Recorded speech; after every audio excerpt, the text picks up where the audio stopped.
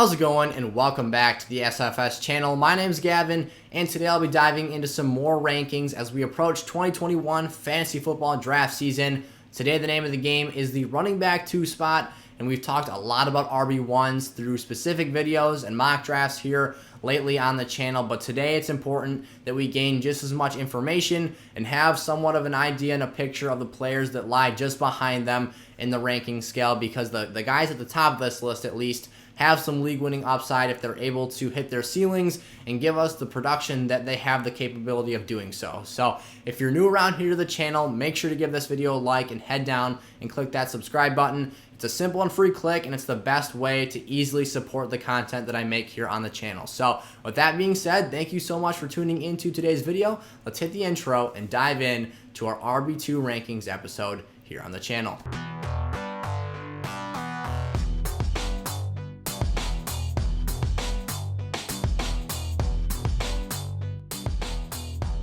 So as I touched on in the intro, these are our RB2 rankings here at the SFS channel.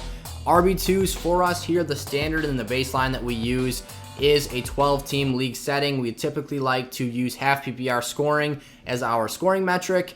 That doesn't necessarily matter for today's video. These in general are just the 12 best players, the 12 next best players after that initial top 12. So 13 through 24, that is the rankings that we're going to be covering in today's video. And the first guy up on the list here is Najee Harris. I've had a lot of internal debates. Is it him or is it Austin Ekeler for that last RB1 spot? And just because of a couple of question marks here, Najee Harris falls into the very tippy top of that RB2 ranking scale. But this is a player, do not get me wrong, he has absolute league-winning upside here. He's got a 3-down workhorse skill set. The Steelers are going to use him a lot this year. For a team that had one of the highest passing volume ratios in the league last season, they have to get back to the mean and start running the ball a bit more, because they became incredibly one-dimensional last season, and no one can get the run game going in this backfield. And the knock has been so far on Najee Harris. It has nothing to do with his skill set or his capabilities, but it's because of those front 5 in front of him. And just recently, the Steelers kind of traded out David DeCastro, who was pretty much a perennial Pro Bowl guard, out for Trey Turner on the free agent market. And while Trey Turner is no scrub, he is certainly a player of decent caliber. I still think I'd rather have David DeCastro in that lineup, but for unknown reasons, that was the case made there. It could be a salary cap deal, it could be a talent, maybe he's not meeting expectations in camp, whatever the reason may be. We know this line is not as good as it was once Le'Veon Bell, once upon a time, was in this backfield. But Najee Harris is a player of honestly similar size and similar capabilities with the skill set here. He has the ability to do things as a passer. He has the size to score on the goal line and be utilized as the primary guy inside the 20. So there's really no limitations to what Najee Harris can do from his game's perspective, but the line is going to be the main thing that holds him back this season if there is a limiting factor for him to become an RB1 this year.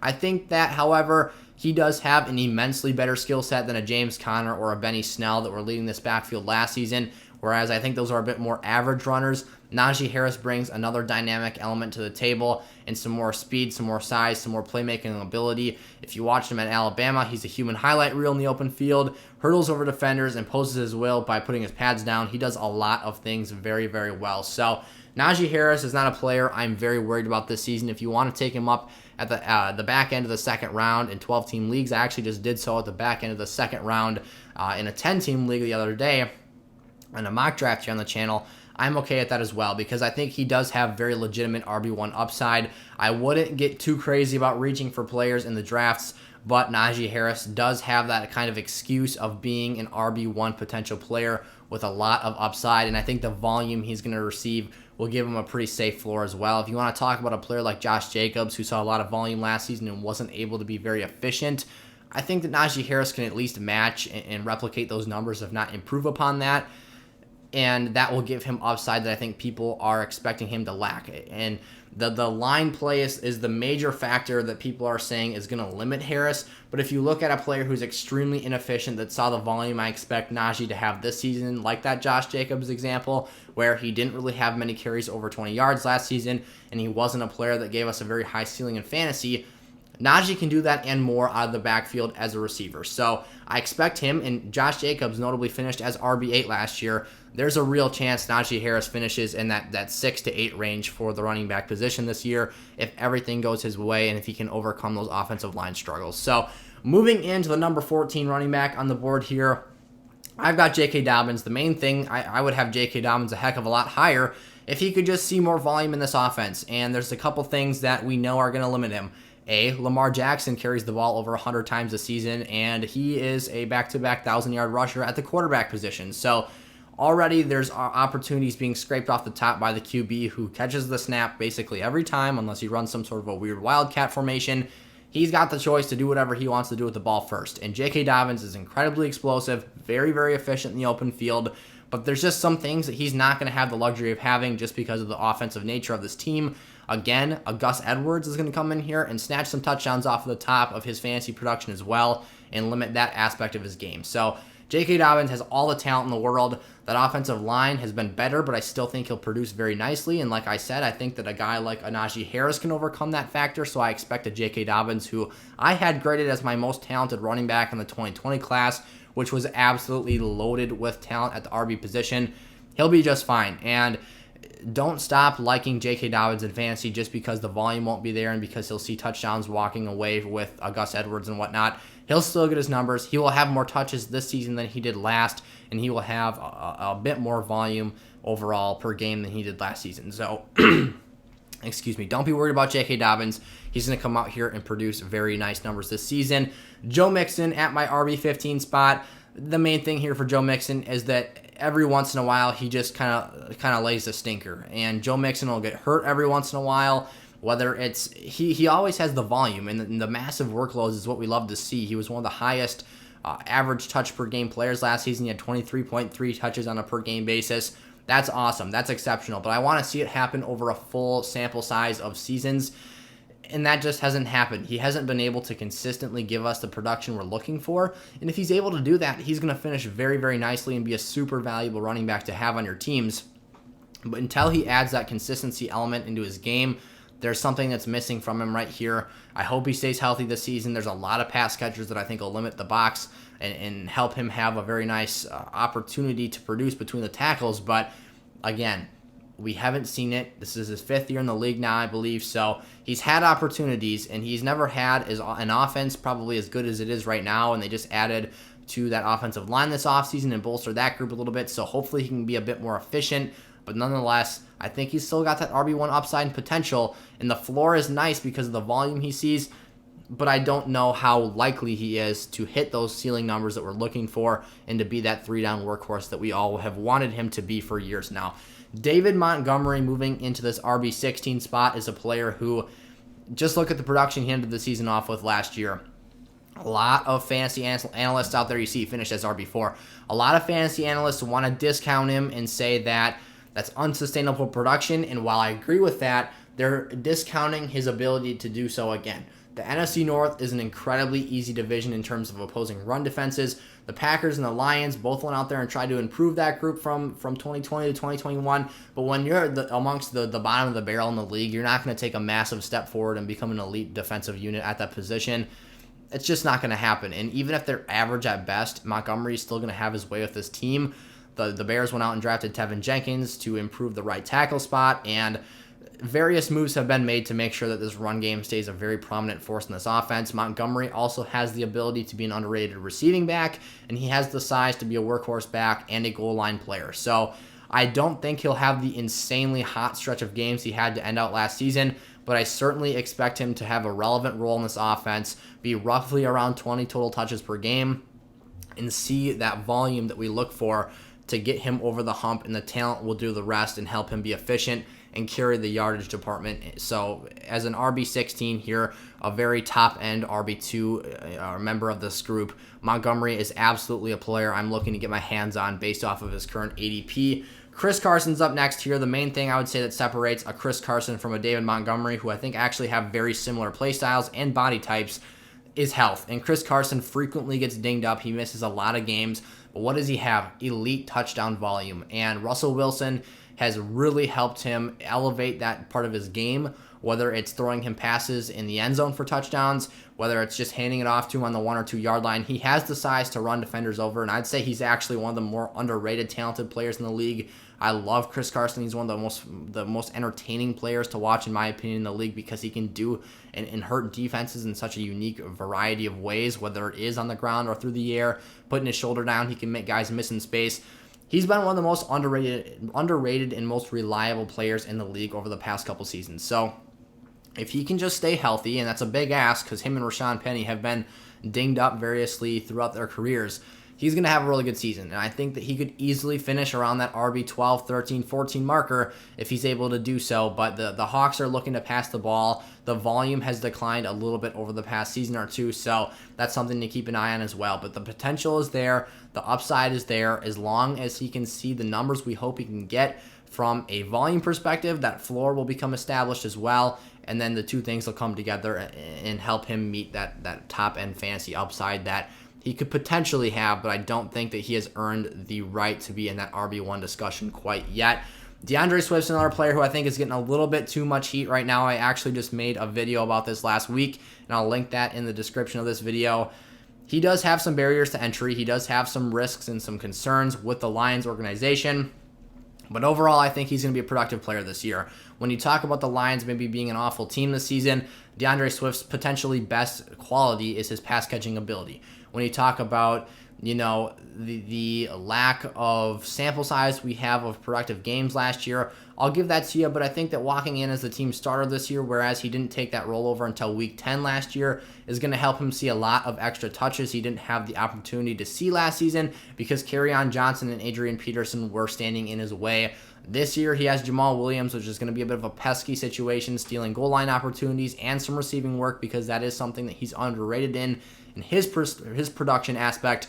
But Swift is still going to be out there on the field. He might just be, in a very off chance, the second most targeted player on this Lions football team because their receiving core is so bad. And Dan Campbell has a very good offensive line that he's going to try and pound the rock with this season. So Swift, I think we see an uptick in volume production from him this season, and in turn, because of the talent he has, because of his ability as a pass catcher, that'll increase the yardage outputs, and I think if he can at least just maintain the level of touchdown production he had last season, because it was a bit high for the amount of starts he had, you're looking at a pretty good year for DeAndre Swift. Heading into the RB19 spot, I've got Myles Sanders, and Myles Sanders was amongst my favorite running backs for 2020 fantasy football, but we saw how much of a disaster the Eagles organization was. I think they'll get a bit better this season, take a step forward in the right direction. And under Jalen Hurts, we saw Myles Sanders have some of his better games of the season, but there's too much risk here to put him higher on this list. The main concern for me, the Eagles just seem to always be banged up. That offensive line the last 3 years, it seems like, since that Super Bowl run, has been absolutely decimated by midseason, and he's got no blockers to run behind. He was without Brandon Brooks last season. Lane Johnson was hurt for the majority of the year, and Jason Peters was banged up as well, who was still playing for the team. So Myles is going to have to hope for a lot more help in the injury department, in the health department, keeping guys on the field. Devontae Smith is going to have to step up and back this defense off the line of scrimmage because right now the Eagles are pretty one-dimensional, and unless Jalen Hurts establishes himself as a legitimate passing threat, they're just going to walk up even further and make sure that read option can't be something they take advantage of. So the Eagles literally are the biggest issue for Myles Sanders here. Another thing that he has seen is a lot of dings to his health resume individually. So Myles not only has to stay healthy, but his teammates do as well. If he can do so, he's got some of the best raw talent in the National Football League, and I think that his explosiveness and burst in the open field gives him some major upside, but the floor is really shaky right now and not something I love to see at all. Now we get into the territory of players where I have my major question marks about. Clyde EdwardsHelaire, the upside is not there in my opinion. The floor might be, and he saw a really respectable amount of targets last season, 57 on the year, but the touchdown production is going to be so limited. He's going to have to do his scoring from outside the 20-yard line because he just does not see goal line opportunities. He wasn't good enough in that department last season to maintain a workload in that phase of the field, and he's just not going to be used in certain situations on the field because he's such a small player. They're not going to bring him in for 3rd and shorts, for 4th and 1 on the goal line. That's going to be left to Darrell Williams, the big bruising back they have in Kansas City. Clyde's going to come in there to be their scat back, to be their situational passing back. And the other thing is that this team is just never going to be a run-first team for as long as Pat Mahomes is a Chief, which is probably going to be for a lot longer than Clyde EdwardsHelaire will even be playing pro football. So the opportunity just isn't there for Clyde to be a top back. And when you talk about Pat Mahomes just not even really being interested in making the check down passes, and he's not looking to toss the ball out in the flat to Clyde EdwardsHelaire, he's trying to chuck it downfield to Kelsey or Tyreek Hill. It just limits his potential. If you told me that Clyde EdwardsHelaire was going to see 100 targets out of the backfield next season, I'd be drooling all over him. But the fact that he only saw 57 targets last season when he started every game he was healthy for tells me that Mahomes is looking to go other ways with the football. So that's not something I expect to see change this year. I think the floor, again, is pretty solid and safe. But this is a very low-end RB2 pickup for me and a player that I would be very cautious and skeptical with when assessing his upside for next season. Josh Jacobs is my RB21 here, so we're creeping even lower on this RB2 spectrum and scale here. The upside, again, is just not there for me with Josh Jacobs this season. This is a player that does not have much role in the passing game and doesn't have much upside as an explosive player. He didn't have his first explosive play. I think it was like week 13 or 14 last year against the Chargers was his first touch of 20 or more yards. He's so touchdown dependent. And you talk about bringing in a Kenyon Drake who's just going to be a vulture and goblin and snatch away those touchdowns on the goal line because he saw virtually all of that work on the Cardinals offense last season. He's losing production value here. And again, bringing in a starting level running back from the Cardinals is going to command targets and touches in the Raiders offense this season. So you're going to see less volume, less touchdown production out of Josh Jacobs this season, and an already limited role in ceiling with his lack of capability of making those explosive plays and his lack of capability of being involved in the receiving game. So the upside is crazy low. If he can still get somewhere around 20 touches a game next season like he did last season, maybe he stays in this borderline RB2 range. But it's very, very possible, in my opinion, that one of these rookie running backs with a super high ceiling and explosive ability in the open field comes out here and outpaces Josh Jacobs because he just doesn't have the tool set or the usage in this offense to do the things he needs to do to be a top-end fantasy back. So I wouldn't be shocked whatsoever if Josh Jacobs finishes as an RB3, so 25 and beyond for 12-team leagues. It's just not a situation I want to get myself into, so I'm fading Josh Jacobs like crazy. And if you watched my must-fades video from late last week, he was one of the players I touched on a little bit in that video as well, so go check that out. Myles Gaskin here at RB22. This is a player I'm super, super close to actually vaulting over Clyde EdwardsHelaire and Josh Jacobs into that top 20 role for the RB position. And the main thing that just concerns me here is Malcolm Brown has been one of the most annoying fantasy running backs since the beginning of time. He'll come in here, and I guarantee you he will snatch a lot of goal line opportunities away from Myles Gaskin, who's just not a very big player. And Myles is one of the most underrated receivers or receiving backs in the league, I think. He split out as a passer last season and was very productive in that area of the field. But I think that the touchdown department is something that gives a lot of players that ceiling that we look for and that really nice fantasy upside. And with that element of his game maybe being taken down or reduced a bit from what we saw last season, I do have my question marks. I do have significant concerns. So I really like Myles Gaskin in his tool sets, and I think that he could be a higher player on this board very potentially and very easily. But he did get banged up last season. He's got some of the highest mileage on his legs at his age in the league because of how many touches he saw in college. So I'd approach with caution. If you can get him in the mid to late fourth round of drafts, I like that. But if you start getting him in the third round, you're picking Myles too early, and I think that we should fade him in favor of a different player. Winding down and getting close to the end of this list here, Kareem Hunt of the Cleveland Browns is my RB23 for this season. And plain and simple, I just don't love investing into a Kareem Hunt. He seems to always have an ADP that's just a little bit higher than I'm willing to pay for a guy who's not even the starting back on his team. I understand he's an RB1 when he's the starter and when Nick Chubb is out of the lineup, but you don't want to bet on another player's injury. You don't want to bet on Kareem Hunt overtaking this backfield when both players are already veterans and have really good skill sets and unique abilities. Like Nick Chubb's one of the most explosive backs in the open field. And while these are both immensely talented players, I just don't think we should expect Hunt to overtake him here. He finished as RB11, and oddly enough, Nick Chubb finished as RB10 in half PPR scoring last season, but Nick Chubb also missed 4 games. It's just not, I'll be honest, I can't get excited about this fantasy situation. The Browns have an awesome offensive line, a really balanced passing attack, and a really nice play action game, but Hunt's main value comes in the passing game when Nick Chubb's out there on the field because that's what they bring him in for. And for someone who is a receiving back, his volume still isn't all that crazy for a player that is basically his trademark. So Hunt, he's got a pretty decent floor. He will have some stinkers if the Browns don't utilize him enough in a game, but he does have the ability to do so and the ability to have those high upside games. But again, those are the games when he's the starter, and you're not going to bank on Nick Chubb getting hurt. So I'm not all that excited about Kareem Hunt this season, but he does have an elite tool set and capability once he is the starter in this offense. Like I said, if something were to happen to Nick Chubb. But that's the reason I don't get excited for him, is because I value Nick Chubb so highly, and I think that he's a player that is so dependable, so I don't ultimately expect him to have an absence on the field. And then rounding out this list is Mike Davis, the new starting running back for the Atlanta Falcons. This one's pretty plain and simple. Mike Davis, there's nothing flashy about him. He doesn't have an elite trait or an elite skill set, but he's the starter on an NFL team, and a team that has a fairly productive offense at that. Obviously, Julio Jones out the door, and Kyle Pitts, bring him in there, but I still think that Mike Davis is going to have similar issues to what Todd Gurley had last season. The line blocking is not very good, and Mike Davis, in comparison to a Najee Harris, way less talented. Even a Todd Gurley last season. He's dealing with a knee injury, a generational talent at the running back position, but not healthy and not in his prime anymore. I expect the similar numbers. It's going to be touchdown dependency here for Mike Davis this season. Maybe he gets involved a bit more as a rusher, but I could see someone overtaking Davis for the starting role in this offense by the end of the season if he doesn't produce good enough numbers.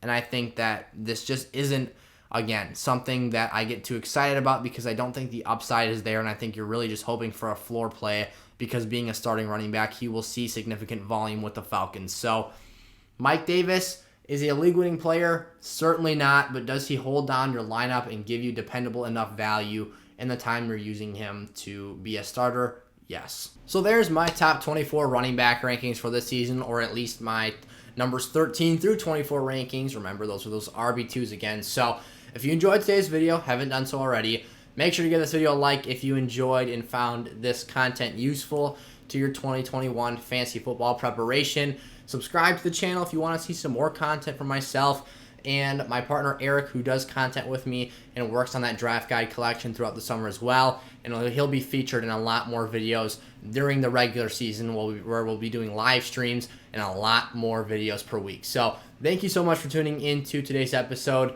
We'll see you next time. Peace out.